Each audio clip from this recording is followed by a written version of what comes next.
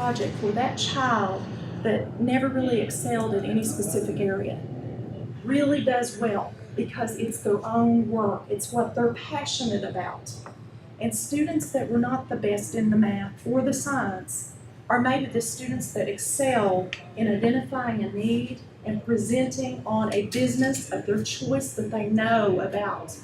And you can just see the confidence exude out of them. And so that's why I caution people about corporations, because if you don't get the right fit for the people working together, they squash out the creativity of students that you're trying to really encourage and help find their place in the academic environment. And I've seen it over and over again. The students that most people just given up on almost, that's where they excel. It's when they're doing something entrepreneurial that relates to their passion and something they're interested in. And that's why I just caution about corporations. So in a middle school, I say absolutely not, none. But in a high school, it may be different depending on what you're teaching and how you're putting that group together and how they're working together. And it may be such a phenomenal thing. It needs to be an LLC or something like that, just by its very nature.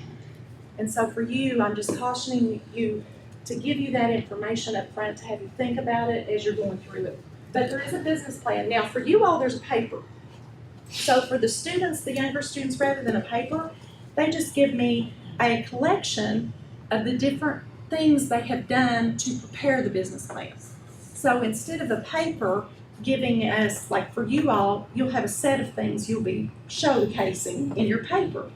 But for middle school, they actually give me a little data notebook or a folder that actually has in it components of a business plan.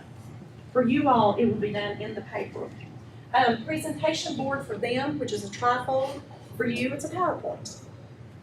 Okay, so they'll be putting together a limited slide PowerPoint. In other words, I tell you exactly what slides to have, because that way it gives everybody the same opportunity, and it's just how they present what it is that you're asking for. Now, all of this is in your folder, in your binder. If you want to just maybe take the notes right on your slides, it can be found in tab 1, I believe. Yep, right there it is, tab 1. And so you can make notes kind of close to your specific slides. Now, the project itself, oral presentation, students deliver pitches, and then there's a prototype to show, and there's examples. For you all, it's the same. If you so desire, to showcase that at the presentation, you're welcome to do so. And that helps, I think, in a lot of cases. And of course, you keep the same time, so if something doesn't work, you got to go right on. We've been in presentations and competitions at the college level where you needed to show it for people to understand it, but then when the technology malfunctions, you're still held to that 10-minute time frame. You got to move right on. And that's kind of sad. When it works, it's perfect, and when it doesn't, you just got to make do. But sometimes you just have to have that example. It's recommended you have community partners who come in, mentor, give advice, maybe even judge, depending on how you're going to select team or teams to come to the competition. For the middle school, we cannot accommodate all the students that participate. So we ask that each school bring 6, 3 products and 3 services, first, second, third, first, second, third. Now for you all, we're going to talk about that in our focus group, just so we can kind of see what we're dealing with. The purpose is to share, mentor, judge if needed, or offer suggestions based on years of experience, critique ideas, help you narrow things down, help you realize the problems you're going to face doing this or doing that, or doing this way or that way. Because there's always choices. And of course, these individuals have done it all, seen it all, and experienced it all, and they know that someone younger may need some advice. Have you thought about this? Have you considered that? Well, I know so-and-so has this much cheaper, and that would help you financially. Students orally present their project. The business and industry partners are the judges.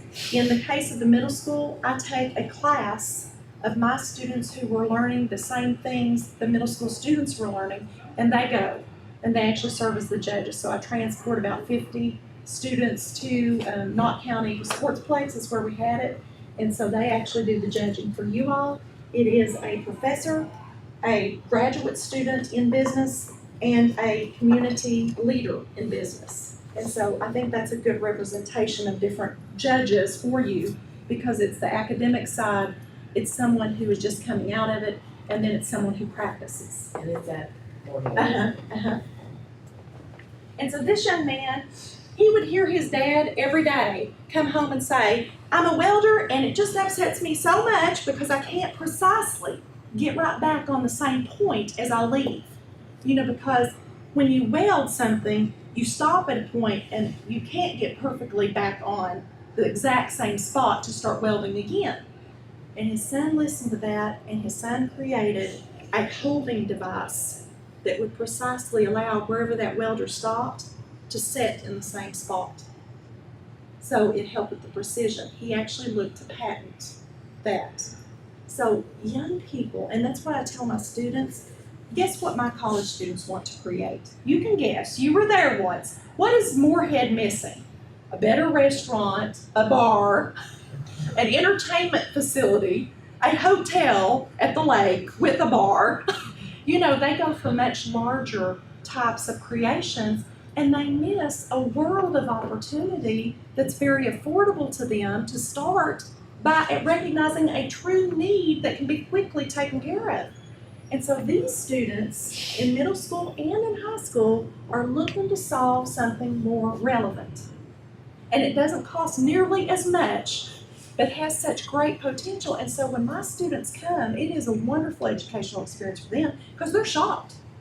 Quite honestly, they're like, wow, they thought they would get all bakery goods. And, granted, there are some amazing baked goods. But the whole idea is that they learn very quickly that, gosh, these students are really paying attention to the market. They're really identifying needs. And on a much less expensive budget, they're able to really produce results. Why can't we do that? And I'm like, exactly, why can't you do that? Because they always, my students always go for the same type of things. I can almost lay money down. Even to the point, sometimes I'm like, you cannot have a restaurant, you cannot have a bar, you cannot have this, And so I try to limit just to get them to think more creatively. So then, creating the project, what do business and industry in my area want or need? What's some needs just basically, maybe even in your local community, in your school, with the other students? I mean, it's amazing where your students find that need to help maybe personally. One young lady I remember at some point at the Lieutenant Governor's Challenge, she was insulin dependent and the tests were so painful for her, and she created a whole new way to get the blood needed. Less painful, less invasive, and I was so impressed. But that's it, it's recognizing opportunity. And we're all so exposed to different areas and different situations and different circumstances that you never know where these ideas are going to come from. I watched Shark Tank last night just to get prepped for today. And it was amazing, all the variety. And some of the ones you think, oh, they'll just jump on, no. And others you think doesn't have a chance. They see the potential in it because they're business people. They're investing in things they believe can turn around and make money.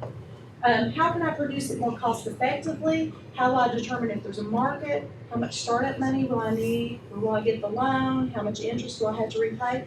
And I also talk to teachers about the reality. If they're renting something, if they're using something, it shouldn't all be given to them. Make them really think about, where can you get it, but is there a cost associated? And I encourage you to encourage your parents, don't buy it all, but could they rent it from them? Could they borrow? Because that's the realities of cost. And we have true realities of cost. And that's what Lieutenant Governors, as well as my own, we're looking for you to make money, but we're looking for you to be realistic about it at the same time. So everybody thinks you have to buy. My students think you have to buy a building, and they think you have to buy land. Right there, they're done for. $400,000, $500,000 in the hole before you ever sell the first item or make the first sale, you're in trouble. And so I always ask the students, is this a good investment? And they'll look at me and say, I now understand why we don't have a hotel at the lake. I understand why we don't have bars. I understand why we don't have certain restaurants. Because essentially, someone would have to put out so much of an investment. How quickly would they get their money back or even begin to see their money? And I'm like, if you had the money, would you invest? No.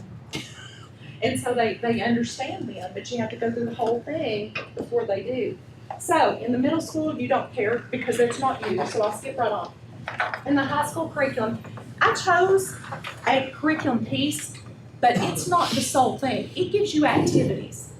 Because if you see students don't understand something, it gives you the opportunity for them to have some activities that will help them.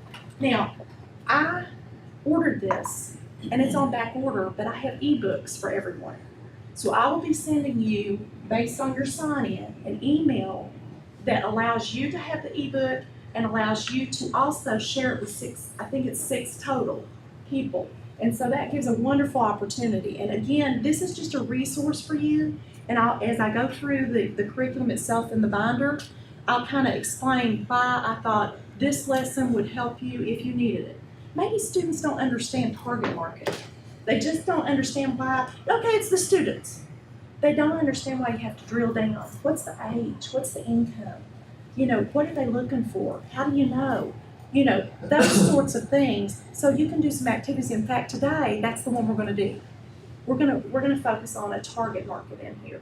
And we're going to let you create a business, a product, if you will.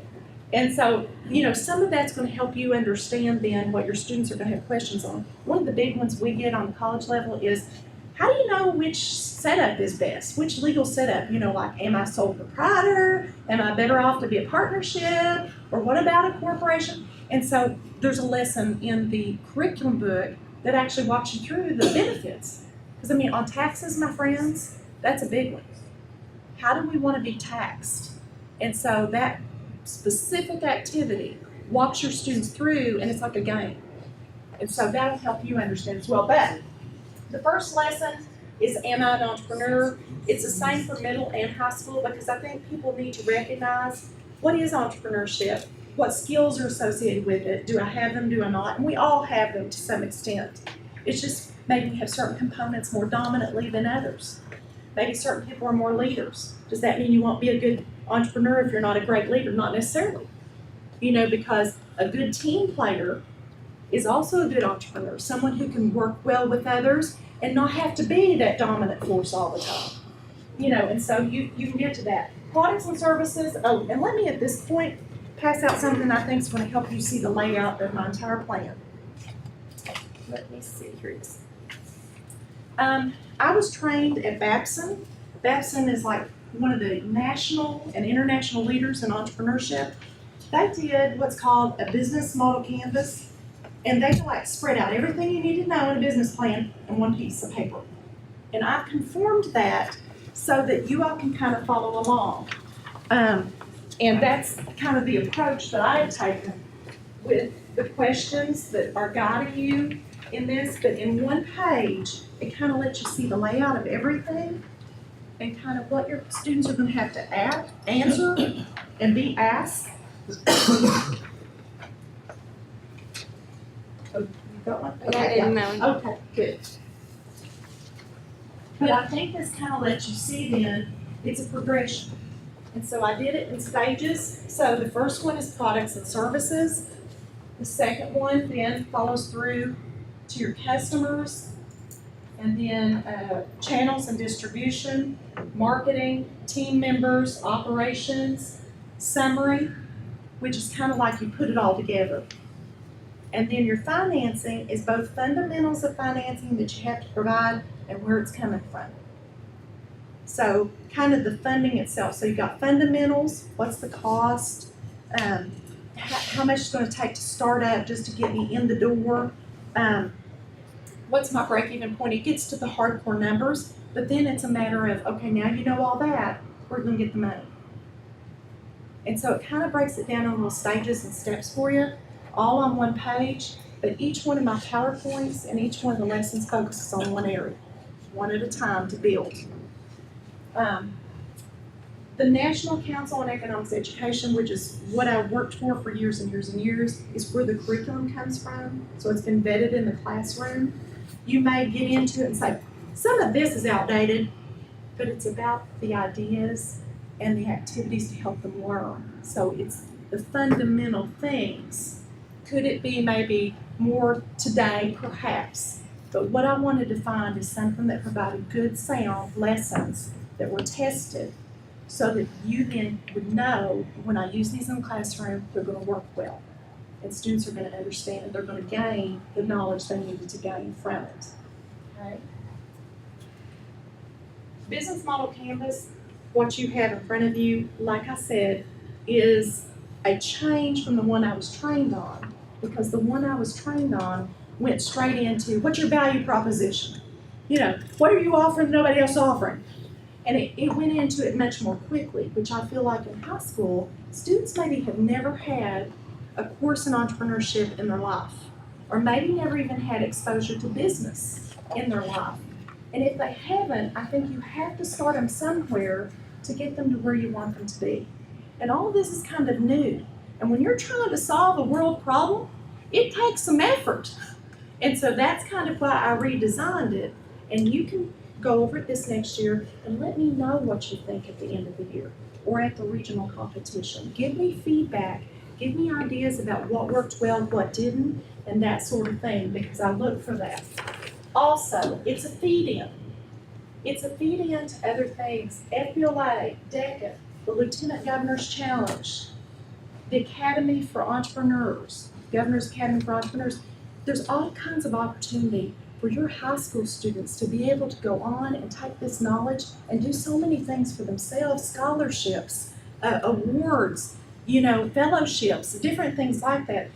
But the reason we wanted to start in the middle school is we thought if students have a basic understanding in middle school, how much better they're going to come to you in the high school and all these opportunities that exist for the high school as well. And that's our hope, is that we would start them here in the middle and move them on through so that they would have these opportunities as they get older and, really provide scholarships, maybe for a student who wouldn't otherwise have had that opportunity, but very talented in this area. And so, the world has just opened up. And in college, same thing. We have the capability to take students to competition where they can win up to $40,000 to open their business. And that's from the Department of Economics, our Economic Development Council in the state of Kentucky. They're finding this money because they want to encourage people that if they create an idea that can help create jobs, that can help substantiate, product development and so forth, they want to give them the money to start it. And so we have had many of our students win different levels. And so they will do, if it's maybe $2,000, it helps them get a prototype, or it helps them actually apply for patents, whatever the case may be. And so the implementation funds are to be used for you actually to go into business in whatever aspect that means at whatever level you are.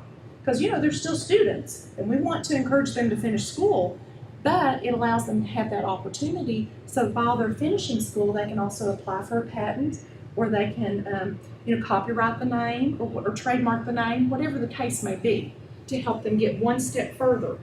And that's been a very successful program and gotten a lot more students interested in, why wouldn't I do this maybe? Okay. This is it in a shortened version because it was too lengthy to put on there with all the questions.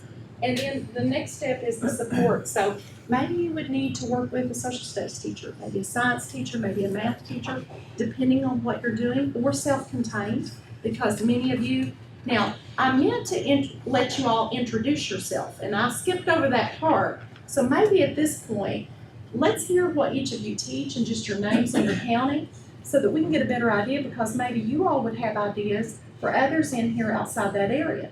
So I'm going to start right here. Bristol Carter, I'm the innovation coordinator at Jenkins and Kennedy. I'm sitting in for my business teacher in our library. Okay, great. Vicky Carter, I'm the innovation coordinator for Hazard, and same thing, Yeah. the teacher that's been involved couldn't attend. Okay, So we were sitting here. okay, And I'm Helen Williams with Youth Service Center at Hazard High School, and I facilitate a lot of our entrepreneurship challenges. great. Okay. I'm Stephanie Barnett, and I'm a teacher at Wolfgang High School. I teach mathematics. That's what I was going to ask. What do you teach? Okay, good. Tim Evans, Wolfgang High School, I teach mathematics as well. Okay. And Carson, payback students. I'm Zach Bowman, I teach agriculture at Falcon City. Okay. I'm Kendra. I'm actually a student of Janet's on her work study. I'm going into management at Moorhead. I'm Kelly McClellan, Phillips High School in Pike County, and I teach biology and health. Jared Gibson, Johnson High School, and I teach business computers. So the biology and health and their creation may look very different. Business may look very different than math. So it's all about, would you need any of those other areas of expertise or would you not, depending on how you're approaching all of this. In middle school, as you very well know, oftentimes they work in teams, it's very integrated, so they may have the math teacher helping in the math capacity and how to do the revenues and cost and profit margin and all of that. Whereas, in high school, that might not be the case, but it could be. So I wanted to kind of present this anyway. So social studies, where in the world was this good or service ever sold? Did it have an effect on the economy of the area and what time period was it sold? What was the economy of that time period like? And are there major modes of transportation in the area to help with the production? So you can see different questions would come from different areas. Science. And I had a couple of young ladies that you're going to see later in just a few moments. They created cosmetics. Do you know how hard that would be to create cosmetics that would not break people out? So they put together pigments and coloring and things like that and mixed and had to do a lot of chemical study, to be able to get things consistencies right and that it would stay on but not permanently and, just lots of different things. So I always think that's interesting. So is there a chemical, mechanical, technological, or agricultural reaction with the prototype and whatever you're doing? Can it be altered to be more efficient? English and language arts, the business description and rationale and presenting, all of that is your English skill set. And so all students are going to get that. What marketing jingle, script, or website was created so the art side comes out. Math, the market survey graphs, profit loss calculations, interest on loan calculations, rental agreements, and how much it is and so forth. Again, the arts comes in with the jingles and the marketing signs and the symbols and the banners and the branding. And then technology, website creation, all this social media, and that's how they're all going to advertise because they see that as most effective and less expensive. But I always caution people to use that, you got to know what you can get from there and how to utilize it so that you get the biggest bang for the non-buck. I mean, in other words, if you don't know how to use social media to reach the customers you're really trying to reach, or are they there? If you're trying to reach an elderly population, is your elderly population on social media? Maybe not. So you've got to really understand, how can I use it to be most effective and learn from it? Will people give me information back? Some people really want to get involved. So you're a coffee shop and you send out things, we're having a quick sale. Anybody can come in the next hour, we're gonna give you a free cup of coffee if you buy Danish. So you see how many, you count, you deal with your analytics on how many people came in as a direct effect of that. And you have to use social media. Just because it's free doesn't mean it's best for you. And you really have to evaluate that. But that's a common mistake today because it's out there and everybody's on it. And they think everybody is, but it's about the effectiveness and will it entice you to do something. Partnership with businesses, assist students in finding, and that's back to the mentoring with the community members, willingness to give feedback, willingness to mentor. And you want effective people. Sometimes people are grumpy at best, and you want people who work well with young people and realize that these young people are just beginning. They need the optimistic side of it all rather than the pessimistic side of years of trials and errors. And then this is the teacher support. We get prize money, and that's another thing in the focus group I want to talk about is what's appropriate. What will really encourage your students to do well within reason. On the younger level, 50, 60, and 70 is kind of our range. 50 for third place, 60 for second place, and 50, 60, 70 for first place. And the students like money.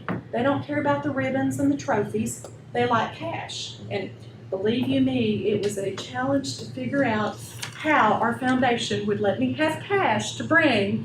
And so there's a copious way of doing it. I bring the cash, the students have to sign, the teachers have to sign, they all have to make sure that they saw that much money in the envelope, that I didn't hide some for myself or something like that, but we did figure it out. And so for you all, it's the same thing. There will be cash awarded. And I have big, gigantic, pretty checks to showcase in the pictures. Believe it or not, they make some really neat things out there that's just with a dry erase. So we can change titles and things very quickly. So what does the teacher have to do? You just have to lay it out, figure out who's gonna do what. Do you need some other people to be involved in this? Do you not? Facilitate the learning in the classroom, create the opportunities for the students within the parameters you need them to work. It's an all semester thing. The tentative date I have is the first week of December. And so we'll talk about that to make sure that fits well with you. It fits well with me because after that, professors go home. I either have to do it the last week of November or the first of December because otherwise they are gone. And so that is our finals week. And so things should be relatively quiet on a reasonable basis. And so that's just some of the things that we take into consideration. Is it a small group experience? Is it going to be one group? Is it going to be multiple groups and then you have a competition within your school? Is it that can you bring more than one? So those are things we're going to talk about in our focus group at the end. Teachers to do, will the students actually sell? Now, for some of the more complicated, Lieutenant Governor's Challenge has been mini homes. They've been water filtrations. I even brought it to read. Let's see what some of the actual winners last year were and so on. Bluegrass VR, I didn't have any information on that. And Ermine,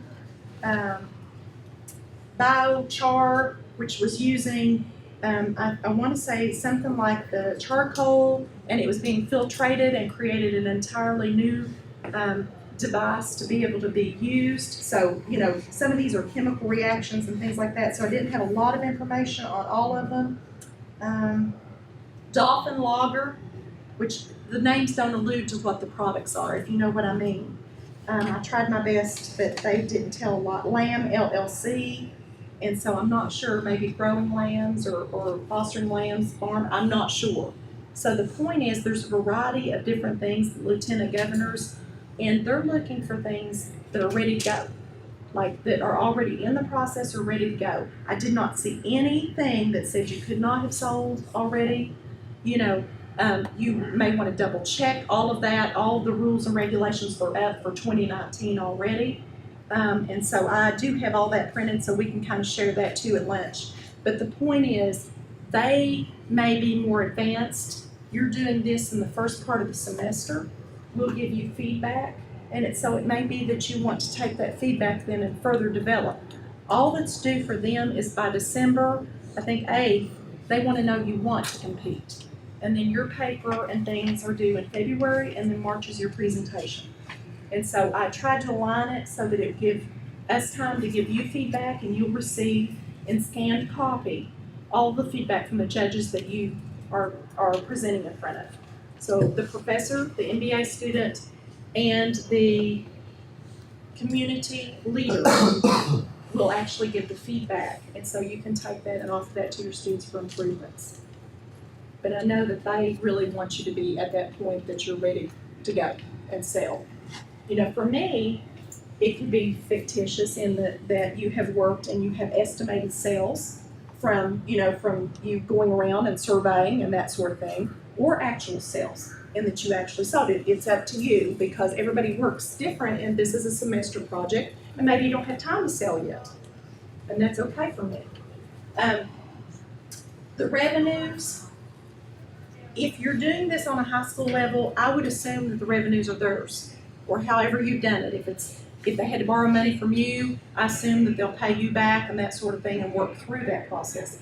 On the middle school level, we see it in variations. In that sometimes they'll do it for the classroom. Maybe the classroom really, really needs something. Maybe they want to go on a field trip and they don't have the money, and some certainly don't have the money. So all the money raised from their efforts within reason of paying back, all their profits will go towards that field trip. So we've seen it done different ways. So that's just something you have to think about.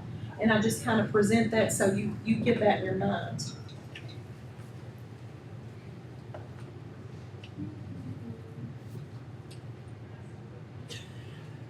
Okay, today you're here.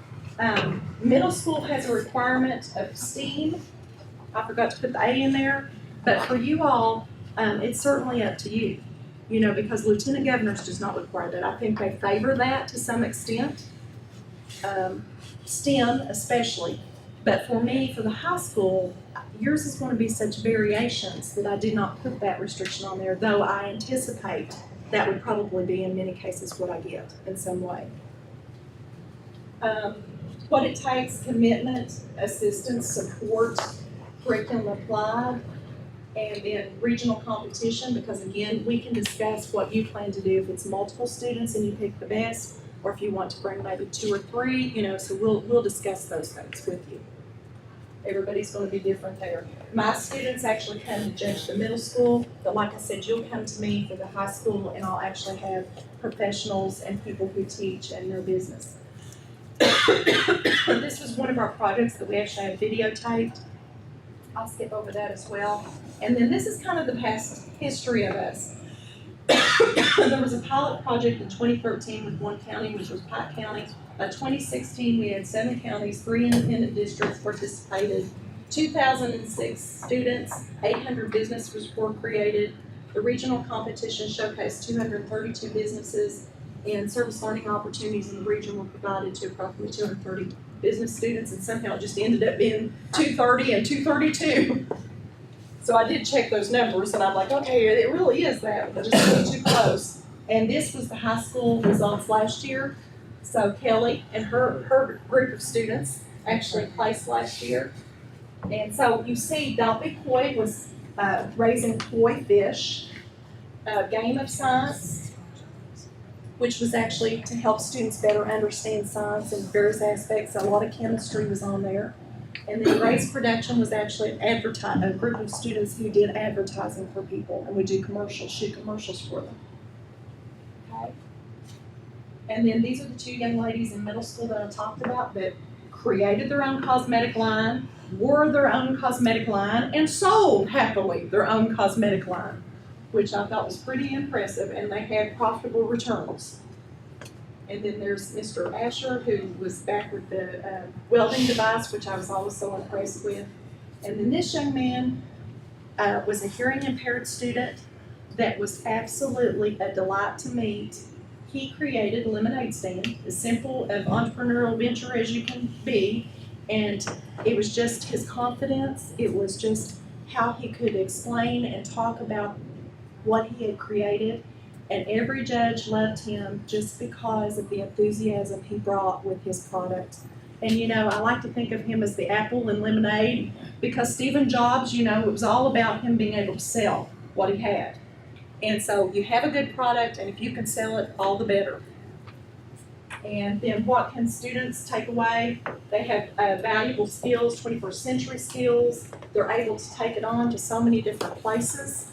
And then value of the project to you, the direct impact on the region, the ability for you to work with the community and have them know what you're doing, an opportunity to showcase your students with them so they better know what's going on in the classroom, tie-ins with curriculum, good way to build and enhance school and community relations, provides project-based learning focused on real-world applications regionally, and community-wide.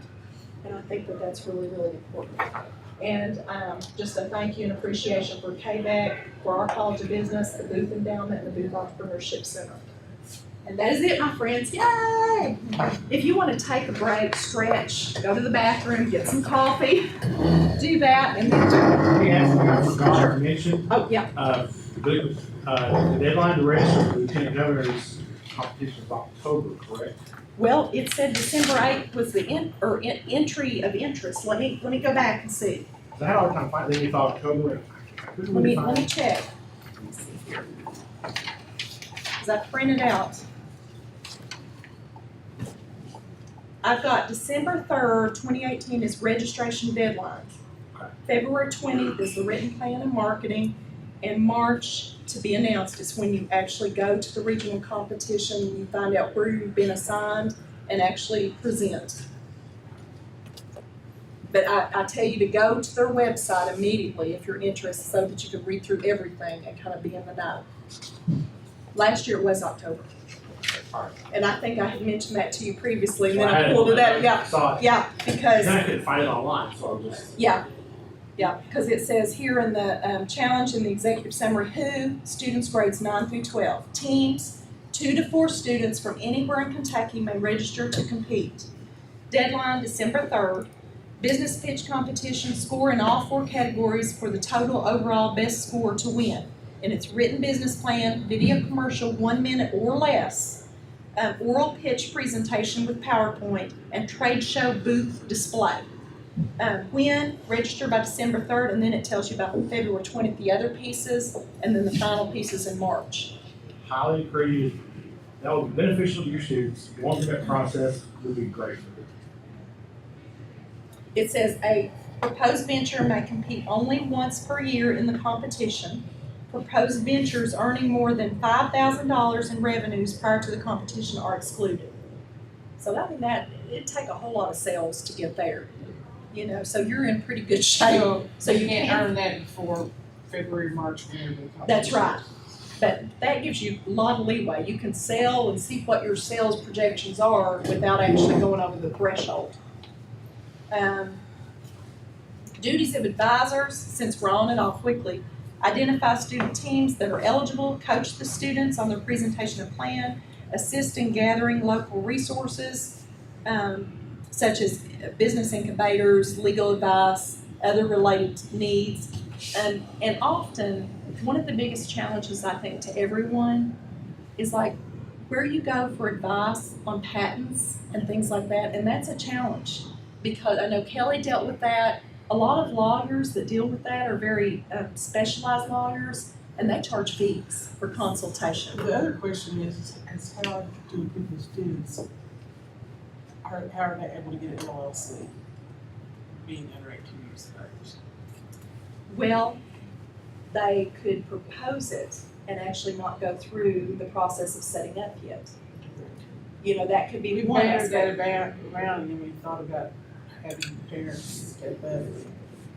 You could go either way, yeah, because, I mean, you know, an LLC will require a lawyer. Perhaps you have, if you recognize a student who may work there or someone you know from the community that has students in the system that would be helpful in that respect, I say to call upon them because that would be a good way for them to get back to the school and help you and be a partner. Because certainly that's the only one that requires true help from a lawyer. You're exactly right. Kelly, what were you on?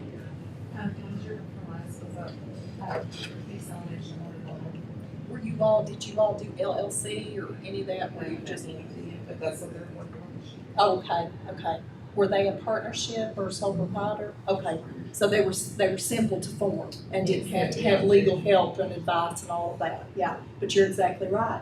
Some of this requires an expertise that generally is very costly. We lost our Innovation Network individual who was a lawyer who kind of helped facilitate, and like he had a little bit of money and he would usually pay a lawyer to kind of be on at least retainer to help give advice. And so maybe we're in the process of reevaluating that position and trying to get it back. You know how all that goes. But if you pose me with a question like that, I will try my best to try to find someone who might be able to help. We have Small Business Development Center at Moorhead, and so they often help quite a bit, and we also have some general consultants. And it should be products and services. And so if you also keep a hand on your business model canvas, we're kind of going to walk through and I'll share with you what all I provided within the products and services for you.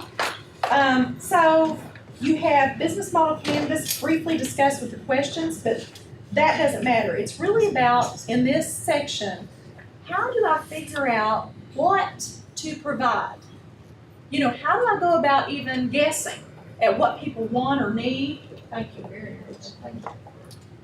Oh, thank you. So it says in here, and it starts off, how do you decide what product or service to sell? There are 3 approaches: observing trends, solving a problem, and finding gaps in the marketplace. Today, you're going to actually look at the gaps. You know, but many times students know what the needs are. You know, they paid attention. There's a problem. This is always wrong. It's always a mess. Something needs to be done. You know, that's kind of the approach that most generally takes place.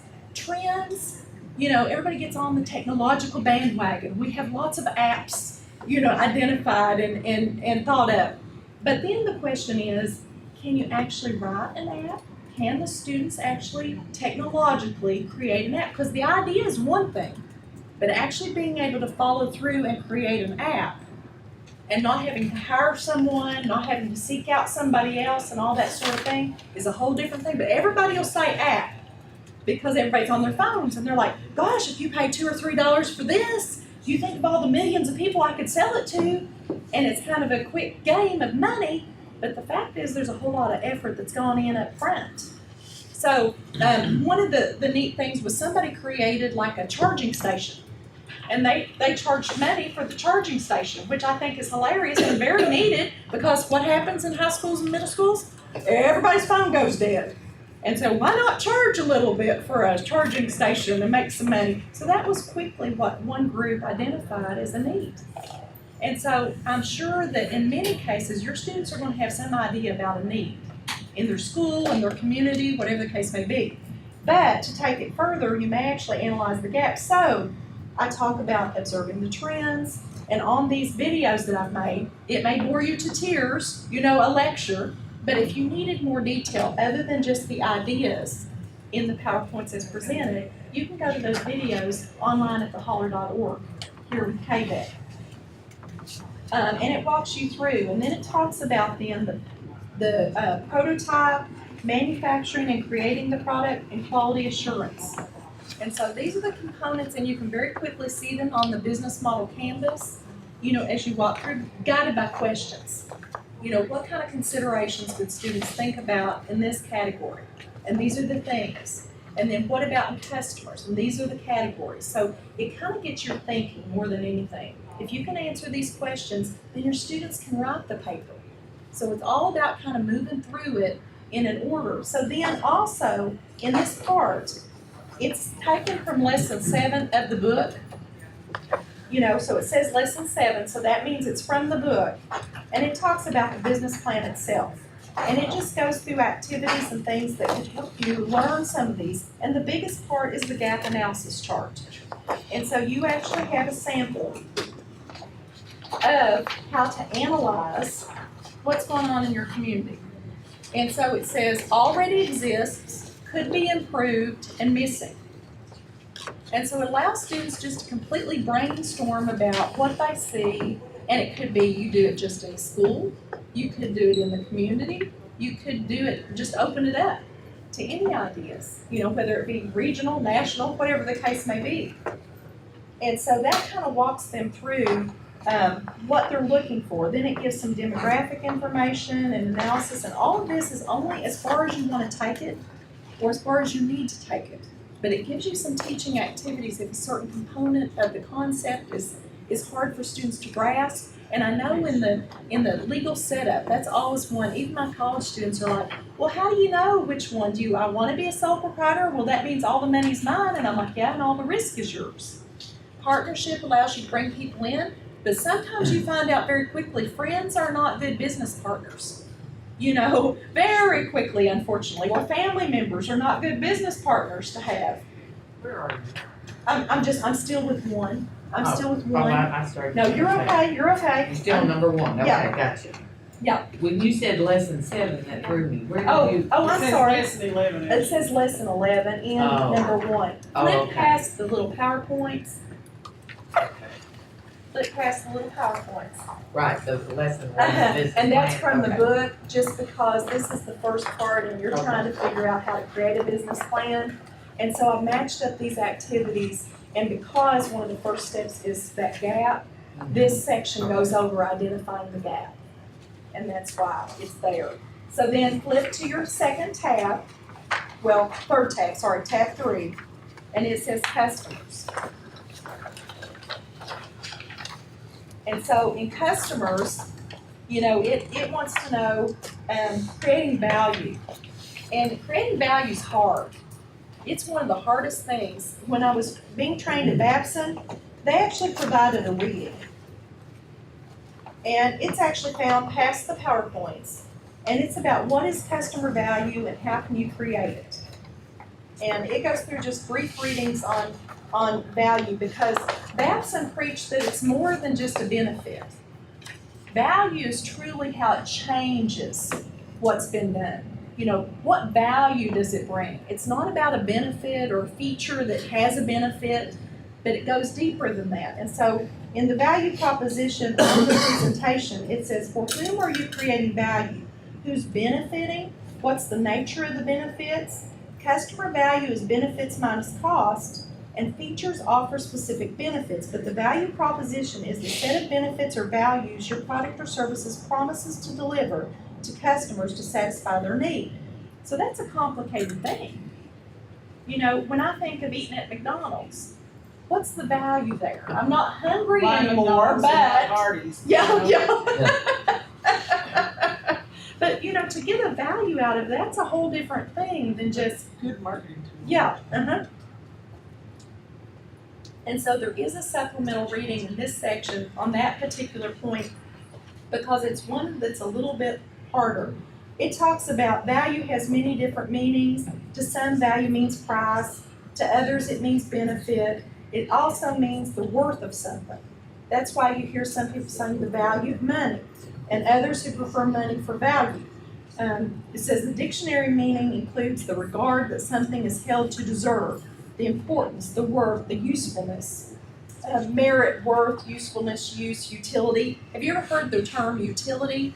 It's your satisfaction, and there are different levels of satisfaction that come with that. So, you know, my meal at McDonald's may not be of the same satisfaction level as when I get to go to a steakhouse, because usually I don't go to the steakhouse very often. So it costs a lot more, but it's more meaningful in that it's at special times of my life when we're celebrating. And so you may put more of an emphasis on the value of that versus the hamburger. Except I must tell you, when I was in China, I have never been so happy with a Happy Meal in my life. And I think actually it was a better grade of quality meat than the ones we find here. I'm joking, but the point is, I don't think I ever had a better hamburger in my life. Now, maybe it's because I was starved for hamburger. I'm not sure, but I will forever remember that meal. So what you tied into is targeting the right audience. Yes, They certainly targeted you. that's exactly right. They did. You are exactly right. So customer is about who you are, where you're located, market segments. You know, it's not good enough just to know it's college students. Like all my college students say, our audience is college students. Well, but who is a college student? Is it a specific age? Is it a specific marital status? Is it a specific lifestyle? You know, what is it that makes that person who they are? And you're trying to appeal to masses. We can't get down so low. We don't have that kind of money to really get the intricacies of who each of us are. But you're trying to do the most with the least. And you gotta figure out some key components. I'm like, okay, college students what? They're on a limited budget. They have limited time. You gotta appeal to those aspects. Those are probably two of the greatest aspects of college living. Time and money. And so you gotta appeal to those components more so than anything else. We've got a cookout in our town. It does great because it's $5 for all you can eat practically. I mean, that's an exaggeration, but I mean, they give you a big platter of food for $5 flat. And you can't hardly get that anywhere else. And so that's the kind of thing you gotta think about with your customers. But for students, they've not really had to think that through. And so I give you some reading, and then there's a lesson tied to it. And the lesson tied to it says targeting the market. And we're actually going to be doing some of that in just a few minutes. So you really get to see, you've really got to think through who is the market, what age group, how am I going to appeal to them, the marketing mix, product, place, price, promotion. Now my book says distribution, so it could charge me more. It changed the last P to a D and now charges me more because it's a new edition. That's the only thing I think they changed. Isn't that interesting? All these publishers. What was the deal? Distribution. Okay. And it used to be place, but I laugh and say now a publisher's making lots of money on a new version because they changed the word. Okay, so tab 4 then, and again, this follows right along with what you see in here. And it's got a different tab, but it's the same order.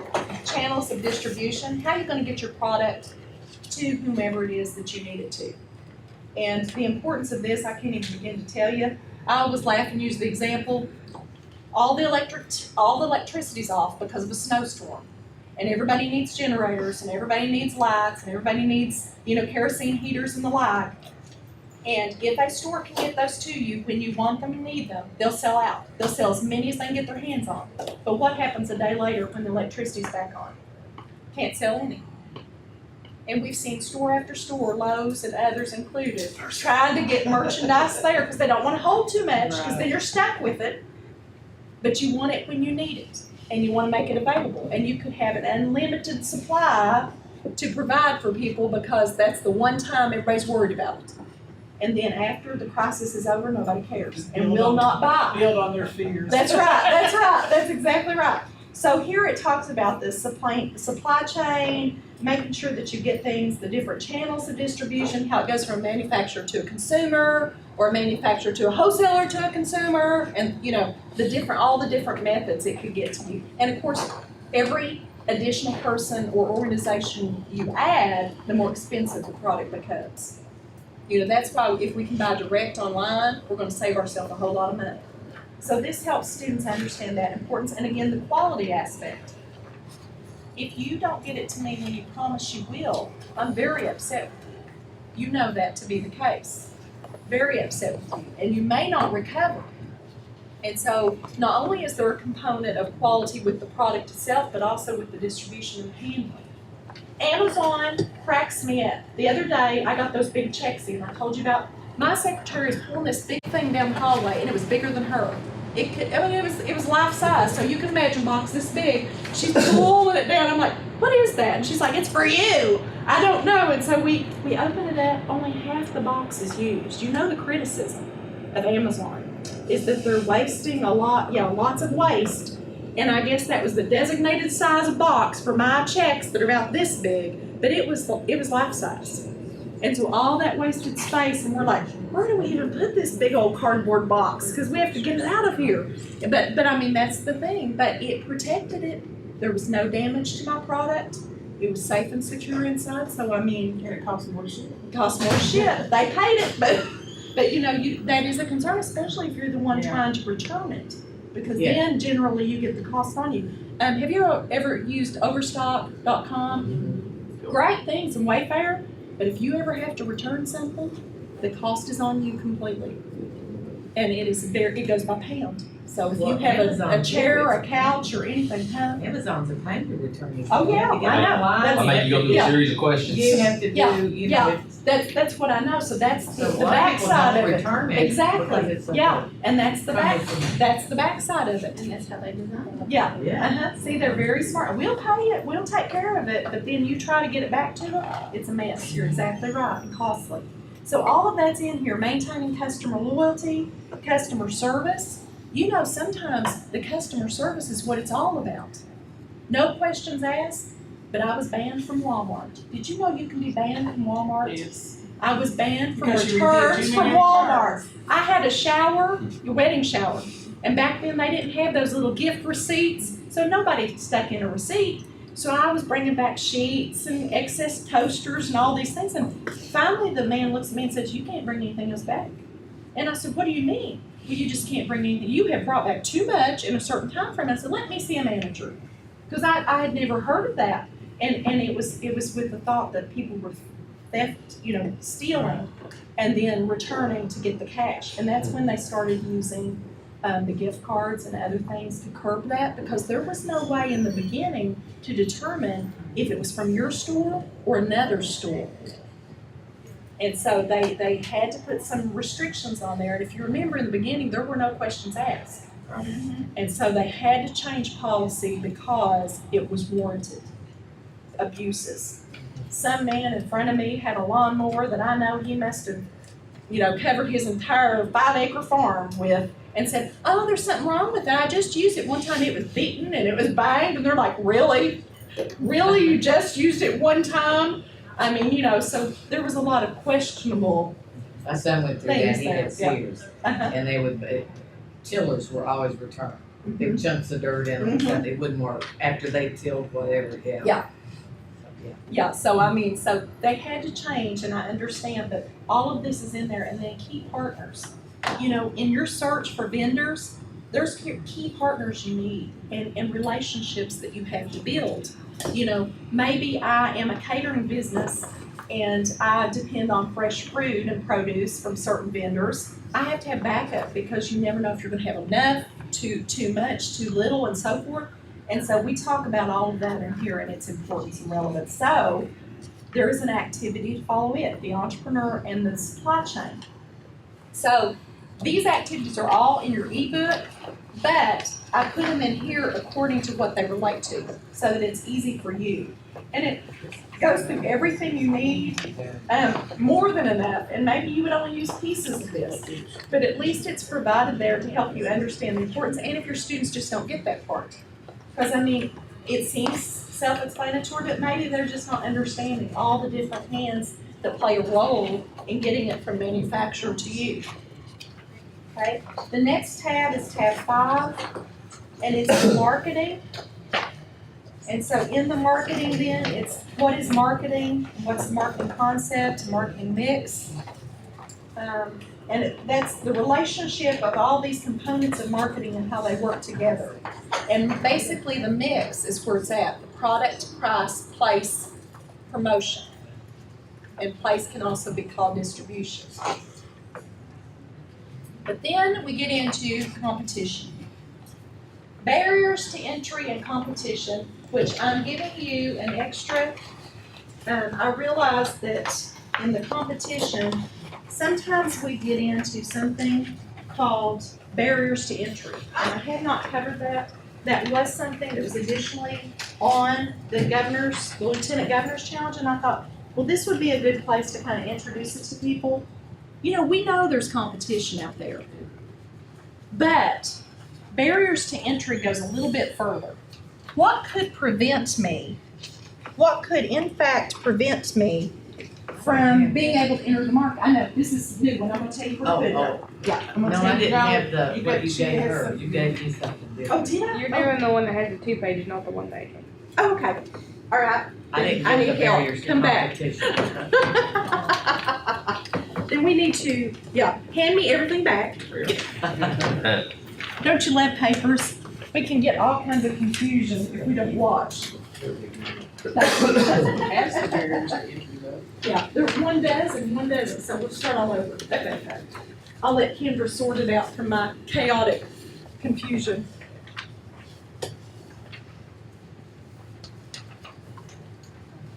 Did you fix it? And then these two you gotta fix and figure out. I think it's page 2-3, 2-3. Okay, all right. On barriers of entry, sometimes it's beyond just competition. And these are actually things that cause you to not be able to come into the market. For instance, in one of the competitions my college team enters, it's All Tech Innovation Competition. And All Tech, as you very well know, if you know much about All Tech at all, they're all about innovation. When they brew something, it's new, it's something you've never heard of, a process that they've created, and so they run a competition for college students, but what you present to them has to be new. And so I worked with agriculture, and we were developing a pepper that would allow for faster digestion and more efficiency in the nutrient value. And we had researched for months. Everything looked wonderful. It worked great. We thought it was just going to be super. And all of a sudden, we found someone in Minnesota that sold this product, and they had a monopoly on it. That was our barrier to entry. We saw that no matter what we did, we could not get our costs low enough to come into the market to make money when they were offering it at a such and such price. There was nothing we could do. So I contacted Alltech and I said, this is what we found after months of preparing this. We just now found that they had a monopoly. That it is a barrier to entry, and they said, you can't enter. Because they were, really focused on the innovation. And so sometimes when I see people present there, that have something that's not new at all. They're trying to present it new, but aquaponics and some of those have been around a long time. And I'm like, oh, that's not new. And we had to drop out one year but they're all about new. We did win one year, and we won with a drone attachment that helped bees pollinate. Wow. We added an attachment to a drone, and it was believed that it could not take the place of a bee, but help to generate the pollination because, as you know, there's really a crisis. There's not enough bees providing the pollination needed to have some of the products that we have depended on for years. And so it's a collapse of the ecosystem. And so we were able to create this. We wanted to test it, that there is a magic window in pollination cycle that you have like a 2-week for orchards. We were going to do it with apple orchards because the university has so much involved with apple orchards. We were going to try to pollinate one side with the drone and allow bees to do and see if it helped increase the pollination.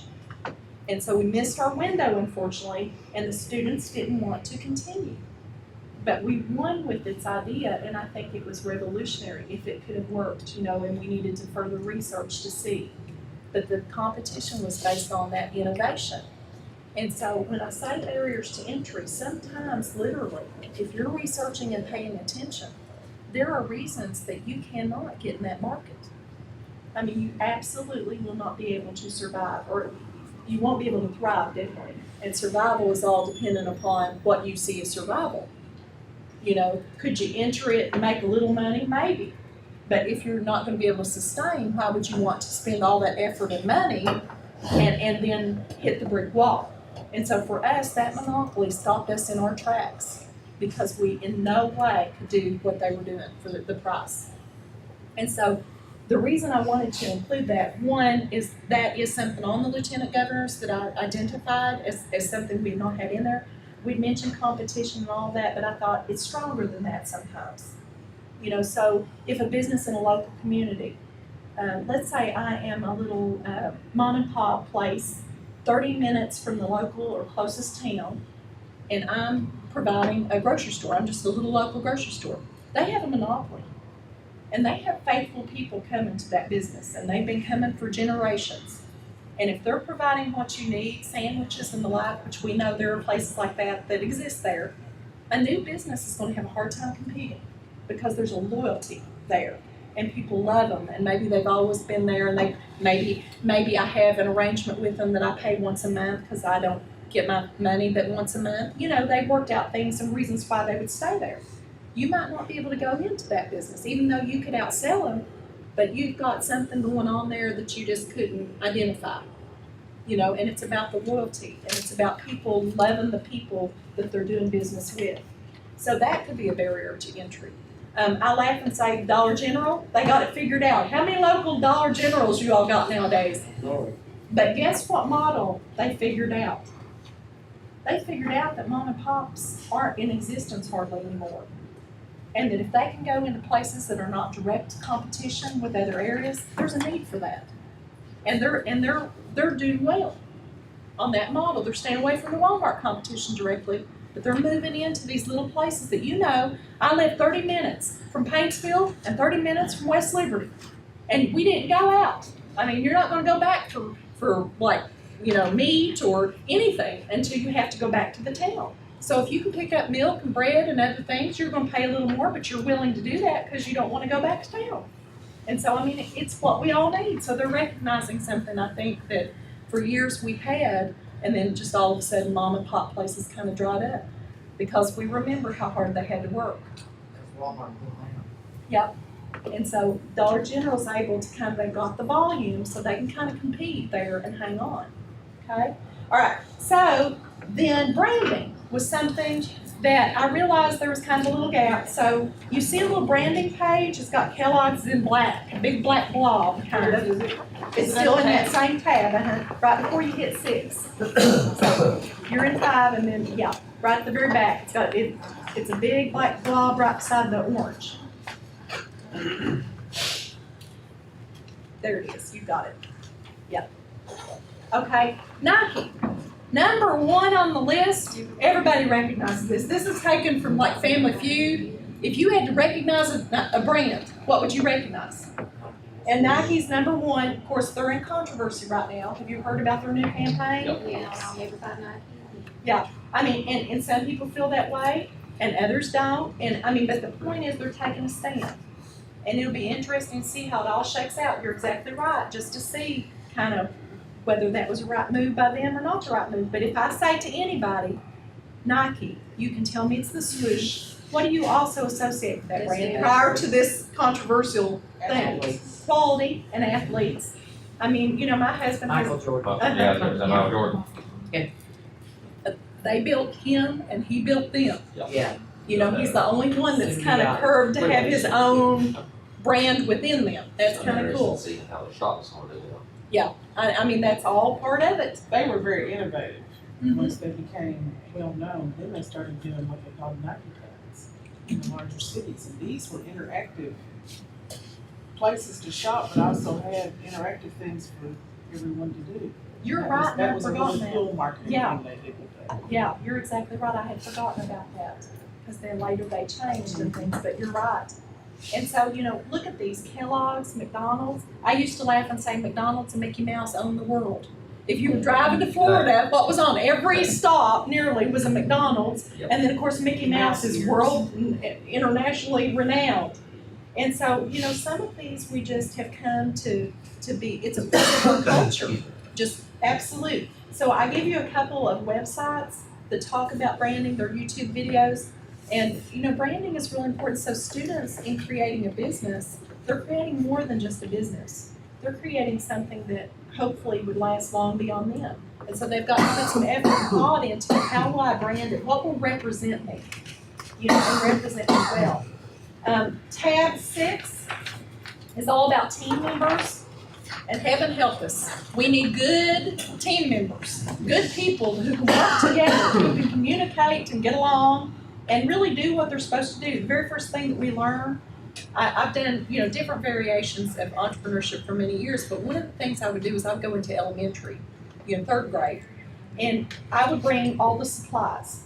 So I'd have stationery, I'd have candy, I'd have pencils, you know, I'd have different things that the groups could segment out and end up selling. And one of the first things they all learn is somebody steals something. Some of their inventory's gone. Somebody's lazy and won't work. What else do you think? I mean, everything that really goes on in the world would go on in this classroom in these experiences. Well, so-and-so didn't count right. And I know we sold more than that. And I mean, just any number of things. And it would all be right there for them to experience. And so I'm like, well, why did you put Johnny with the numbers anyway? Well, I thought he could count. You know, did you really know he had that skill? Well, no. You know, and why did they get the customer service? Well, they're good at solving problems. I mean, you know, so they recognize some, but they had gaps. But everything that you experience in real life, it was so funny, would happen in that classroom. And it was interesting to experience it and interesting for the students to experience it. Well, this tore up. Do we give them, we don't want to give them their money back. I mean, but, you know, are they going to come back to you if you don't? And I mean, so some of it was those little toys with the bouncy balls and any number of things. And you know, some of that just crumbles. It was Oriental Trader. So you know where I got my inventory. Yeah. You know, lots of gross product for very, very cheap. And so some of it was an issue. And we'd have people malfunction and get stuck, you know, in those little handcuffs, those little finger cuffs. And we had to, you know, they were malfunctioning, they couldn't get loose. And I mean, so any number of things that you experience in real life was experienced in that classroom at that time. And so team members, though it's one of the things you brush aside, it's really important to have the right people doing the right jobs at the right time and all going the same direction. So it talks about importance of that. And then we get into the operations. What legal setup are you? What structure will you have and follow? And it gives components of all of that. And then is this where this one comes in? It is, isn't it? R&D. R&D is the one thing that I realized somewhere along the way. I still don't think we have this right because this is barriers. So there's some. Well, maybe there's an extra one that, Oh, okay. Okay, good. check So on, make this- sure. Yeah. and it still has barriers. I can make any copies of it. The R&D is the first one that's Oh, okay, I got the corporation. Great. we just got to. I think they're all, Yeah, do you all have, No. you all have the research and development, the very last slide on the one I handed out. Then barriers to entry is the one I'm bringing now, and I'll tell you where to put it. So, yeah, we just had minor issue.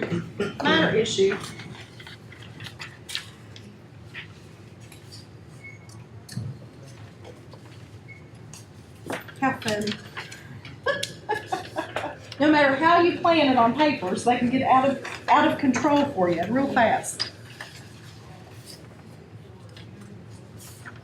So you should now have one paper that is a barriers to entry, and that belongs in your marketing section. And you should have one paper that's R&D, and that belongs in this section we're covering right now.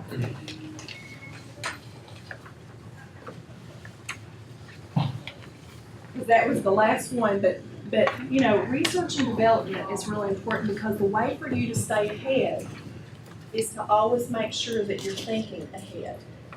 And so, again, looking at the lieutenant governors, because it's not the same, but I've tried to at least give you all the pieces so that you can transition if you so desire. That was a piece that was left off, and that's one of the things that's always asked. You know, what are you doing to stay current? What are you doing to be innovative? How are you changing or updating? And so I think no matter what you do, it's always about how you're gonna do better in the future. What you're doing to prepare yourself to be one step ahead later.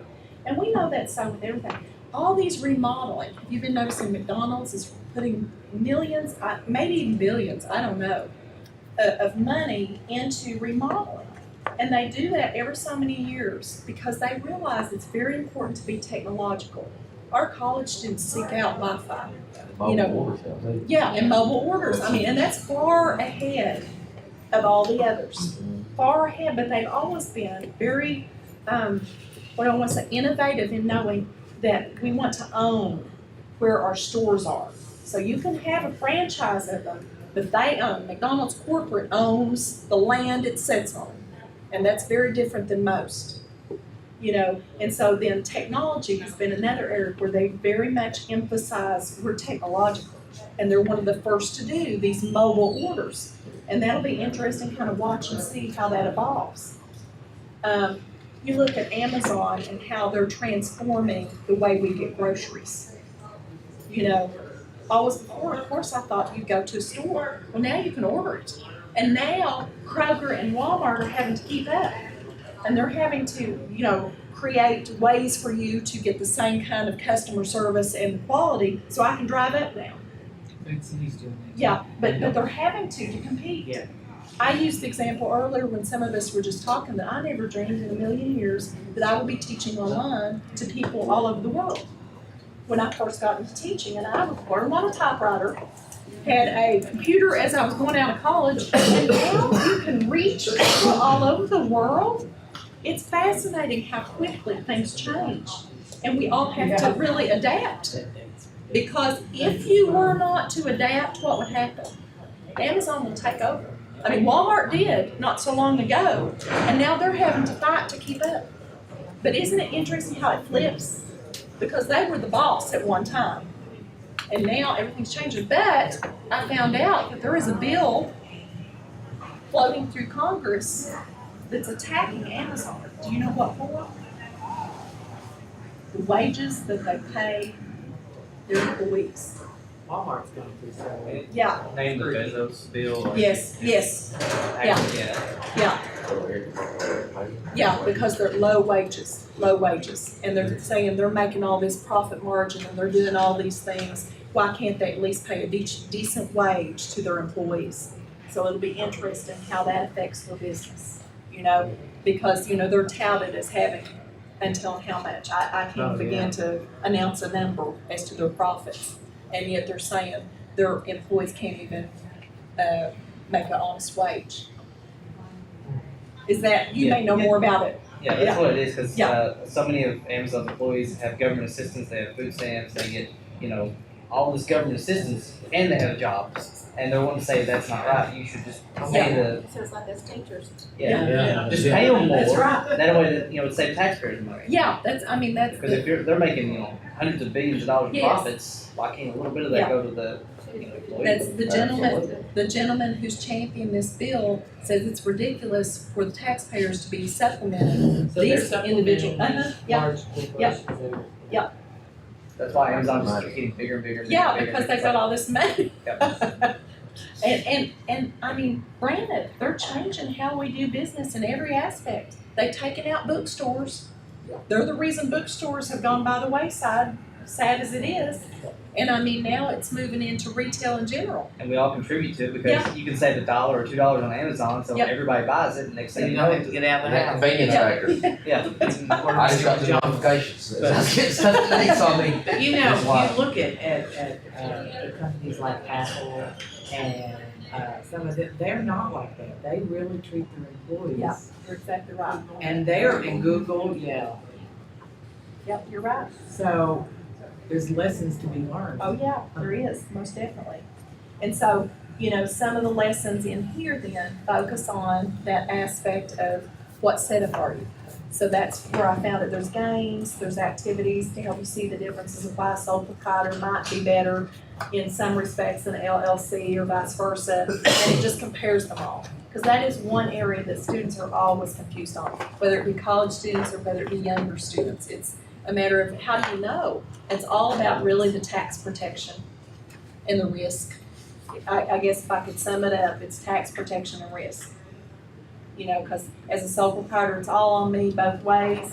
As an LLC, I'm limited to whatever I put in, and there's some protection, but you're not taxed twice, whereas a corporation you are. So, I mean, it gets into the intricacies of some of that.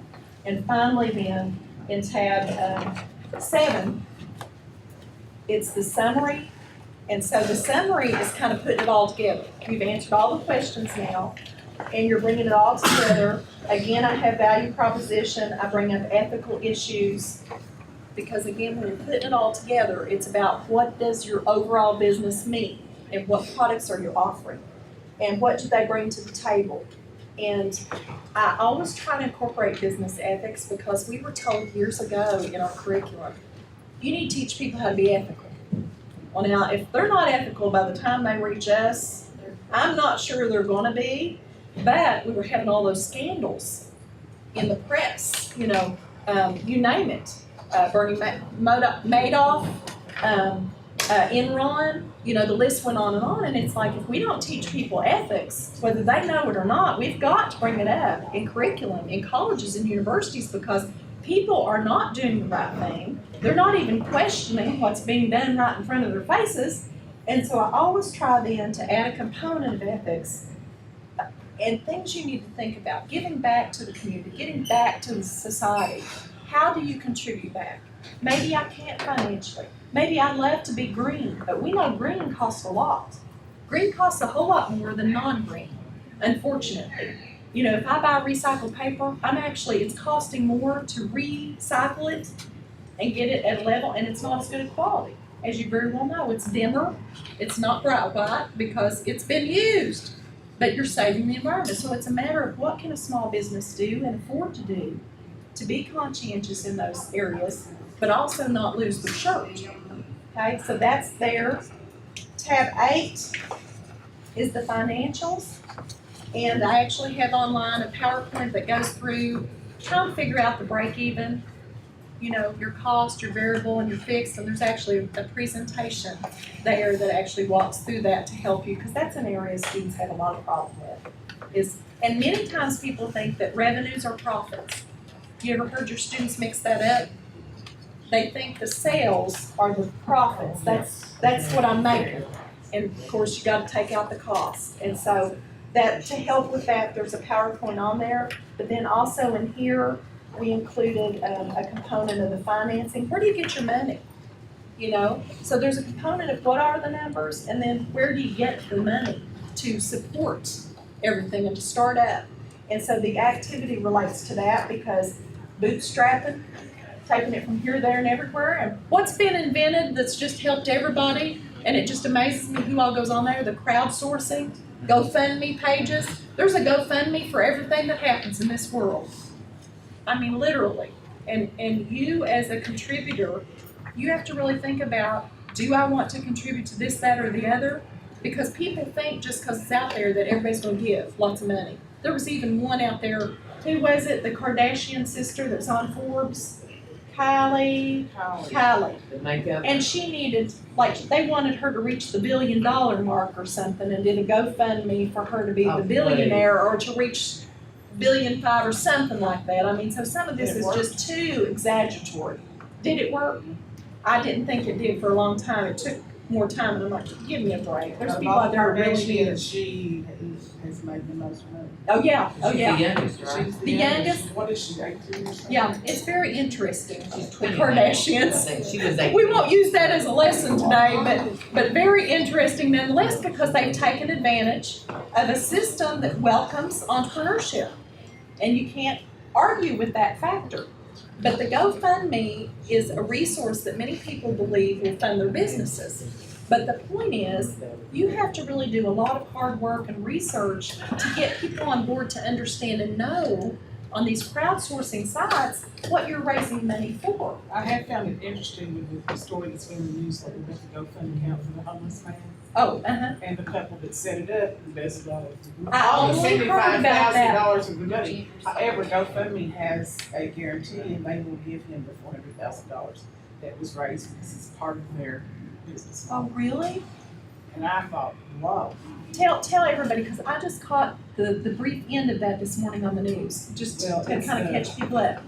Couple that set up a GoFundMe fund for a homeless man who actually helped the female, his last $20, bought gasoline for her when she ran out of gas. They set up a GoFundMe page, raised over $400,000. They gave the homeless guy $75,000 of that with the excuse that they were gonna manage the rest of it because he had drug problems. And then they got on social media and they posted pictures of them traveling to extravagant places and buying extravagant items. Anyway, it has turned out that the $400,000 or minus $75,000 they used personally.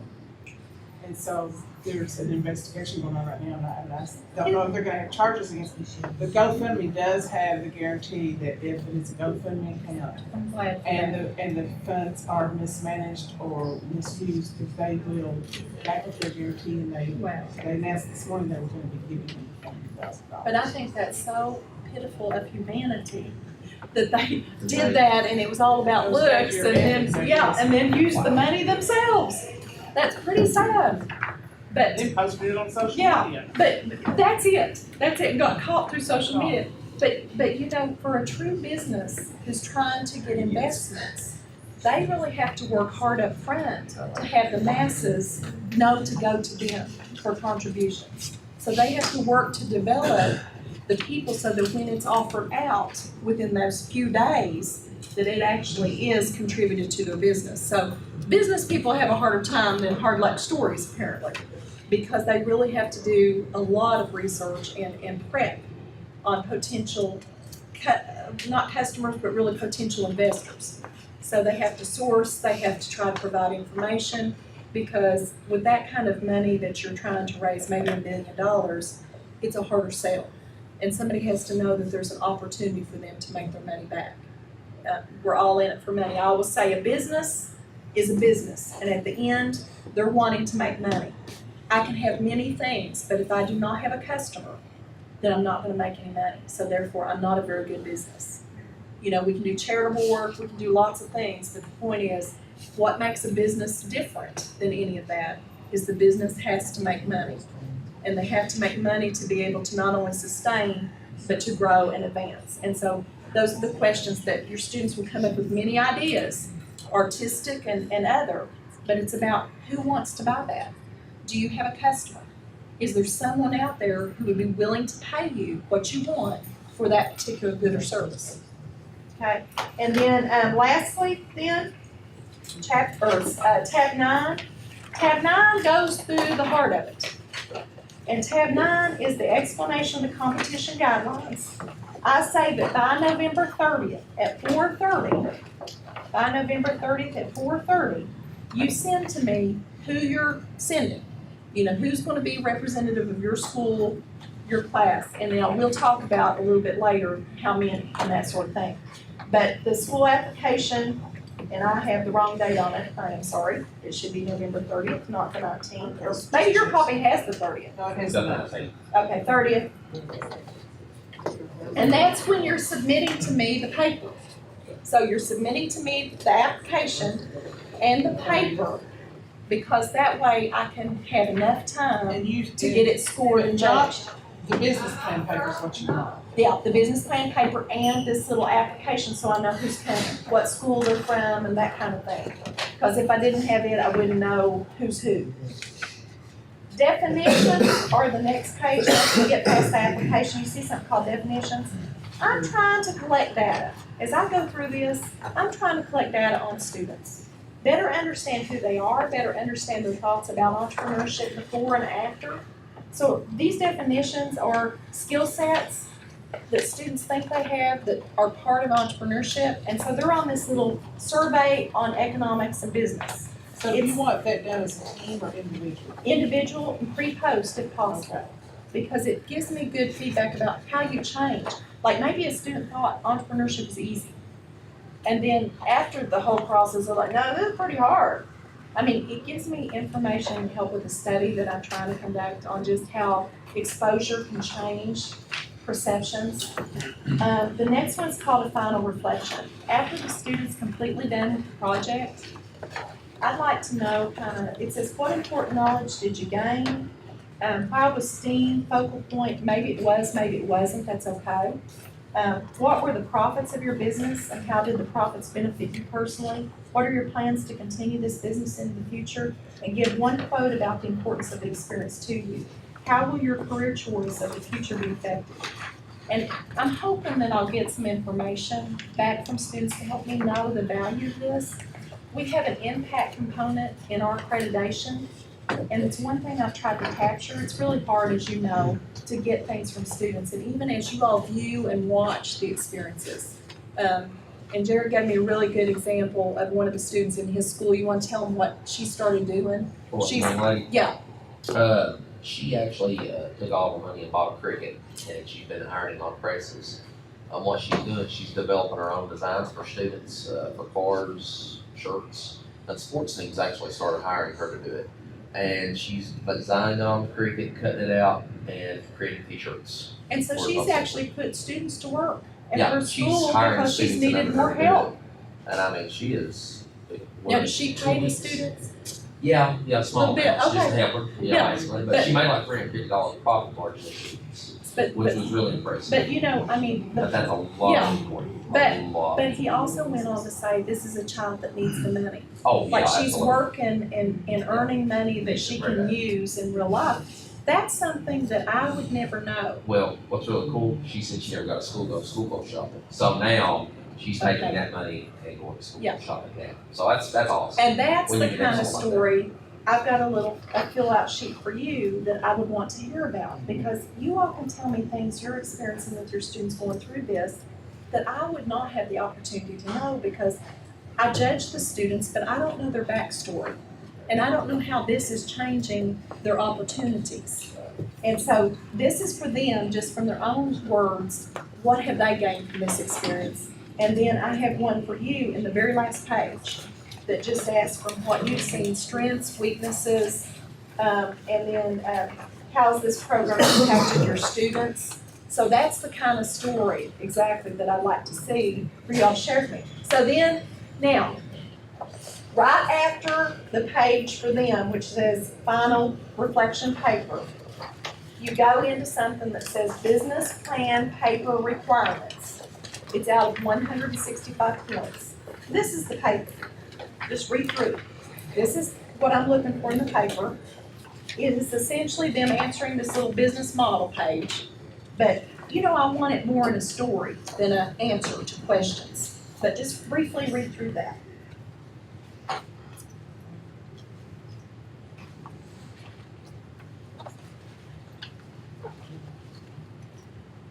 And the thing is, a lot of these can be clumped together.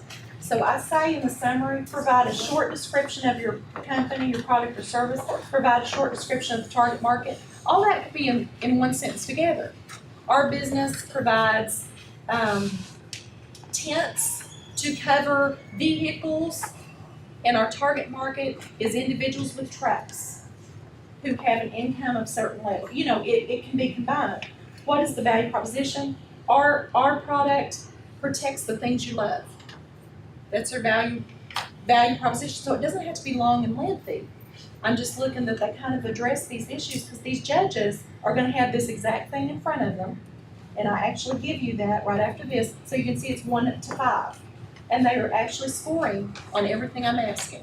It says 1 to 5 pages. If the students do the financial and they, 10 pages. 10 pages, I Yeah, apologize. 10, I'm sorry. no, you're fine. Okay, so Yeah. let's say they did a graph, that would include that in the 1 to 10 pages, correct? Appendix can be separate. It can be. It's correct. 10 of content, and then you can say appendix C, appendix so and so. Wonderful, okay. And so then the next one is exactly the same thing, only it's what a judge would see. And they circle 1 out of 5. And then the last one is the presentation rubric, and I get a little restrictive there to kind of keep everybody at the same level. So on that one, I say you got 11 slides. You present in 10 minutes. So 11 slides, 10 minutes, and then, you know, it kind of gives you the scoring rubric of what they're looking for. So you figure out where you're going to talk about different things at different places. What about bringing visuals? You can. You know, like a prototype, Yes. we encourage that, yes. Cause you said there in the front about the Yeah. model set up. Yeah.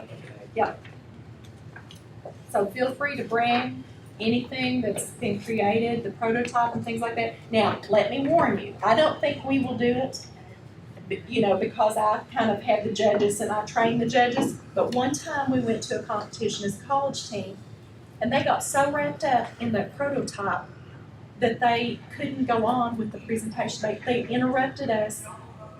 We had devised a little simple. The judges interrupted? Yes, the judges got all just crazy.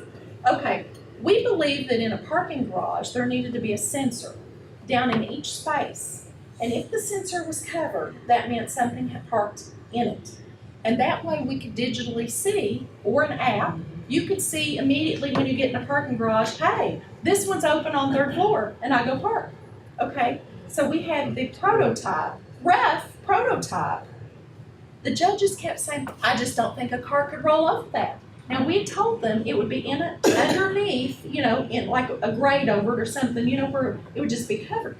They kept going on and on and on and on. Well, I think it's better just to have people going.